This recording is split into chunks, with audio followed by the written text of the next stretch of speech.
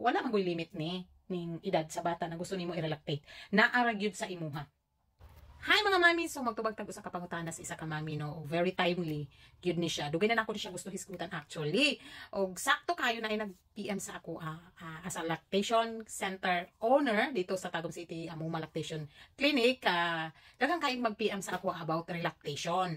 O kani siya atong pagahisgutan karon kay sakto kayo mao ang pangutana ni mami. Ako na lang himuan og video para makatpon pud tong mga inahan uban labaw na tong mga future mommies. O katong napay mama na willing mag-relactate sa ilahang mga anak. So ano siya? Nag-ask lang ko ma'am, gipastop man gud nako ako ang breastfeeding kay prone ko sa mastitis. Gina-check up nako kung boobs katong after ko ng anak, mauto gitagaan ko reseta sa iyang doktor daw para ma-stop ang breastfeeding kay pula na kaayo. Iyahang boobsy. Tapos naglisod na gyud siya no, mastitis na gyud iyahang giagian. Ako a baby is 8 months na karon. Kay nag-stop daw siya 2 months. So, daghang kaayo pangutana no about aning relactation. O sad to say, para sa ako sa lactation counselor o ginatrabaho ni na case ay ito ang pinaka-sad na stage na para sa ako na mahitabo sa mama ang mag-stop o padede. You know, it's so sad to you don't know what you've got till it's gone. Yan. Dili na to ma-appreciate ang breastfeeding until such time na need na itong ipabalik atong anak sa padede. But then, para na sa kuwahan, malay mo mga daghang expert lang mga lactation counselor. But happy ko na mag-decide ang mama.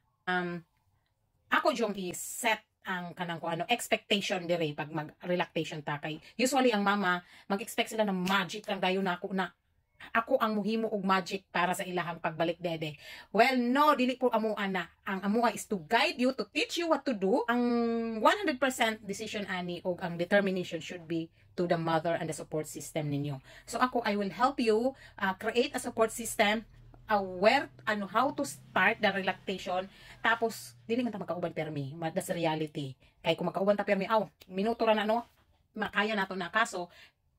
It's part of life na responsibilidad yun sa mama o sa iyahang support system para mahimong successful ang inyong relactation. Kay kaning relactation, sama gapon ni sa nagsugod kag padede no? Musugod jud kag padede. So kung wala ninyo to nakaya, this time it's your second chance.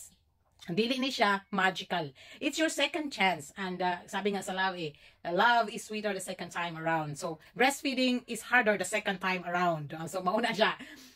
Importante kaayo diri na musunod yung katanan sa among itudlo. Bisag wala nami sa imuhang kauban no.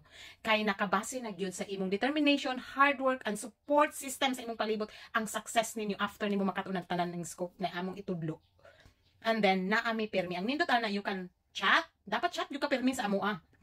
Kung naa kay lactation consultant, counselor, bisang asa ka man karon, mag-chat yung ka permi, dili gyud ka pwede na magpahinay-hinay na dili ka mag-chat. Tanan bisan pag unsang tumbling nimo na mo chat gyud ka sa amoa to update us, to ask for our share galimi. Once naman gyud kay mga times kagaya ng nagsugod po kag padede na gyud kay times na gusto nang bundang lisod kayo. Pero sama nga sa mga kasultian na the more na pinaghirapan mo ang isang bagay, mas ma-appreciate nimo na once imong makabot na.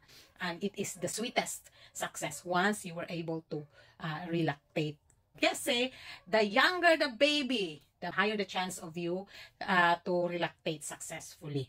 So dapat kung nag-stop kag 1 month, mangita jud kag paraan kung naa pa kay desisyon no na mo reach out. Then paspas gyud ka. Kay nagkadugay mo ila naman gud ang anak nato. Do wala man limit ning edad sa bata na gusto nimo i-relactate. Naara gyud sa imuha. Naa sa imong inahan kung desidido jud ka. Kaya nang sabi ko magka-edad ang bata mo ila naman gud na siya na anatay mga trick na ginabuhaton na effort na. And of course we charge higher na dira kay mas lisod na. So the younger the baby mas cheaper pa ang charge na mo kay you're paying for our service, our skill and our time to help you. So dili na to panghinayangan ng bayad na to kay once makarelactate ka, well, savings. Di na kang palit og milk, di na kang palit og water and all that. Og di na ka magpa-doktor pero may kay magsakit ang baby. So do not worry about the fee kung magpa-relactate ka. Worry about your determination, your decision na dapat 101% kasi kami, we will support you all the way. Dili gyud ka na mo biyaan, as in, mas kalipay na mo ang inyong success. It's not about the pay. It's about your success. So if you want to relactate, do it as early as 3 months and below pa si baby. Pag 4 months, naana na sa imuha. ang imong kon. So we can still accept that kay wala man migipili na lactation pero amo nang iset ang expectations. Okay? So mami, para sa mga nagbuntis, mga gusto magbuntis, wala pa nanganak dira. Well, hunahuna na mudaan ha na asa man mo o sa pagsugod ninyo ngayon na magtabang o mulat pa mog lactation. Okay? So, make up your mind because we are here to help you make your breastfeeding experience beautiful and empowered. Okay, this is Mommy Chess. Thank you so much for watching. Bye!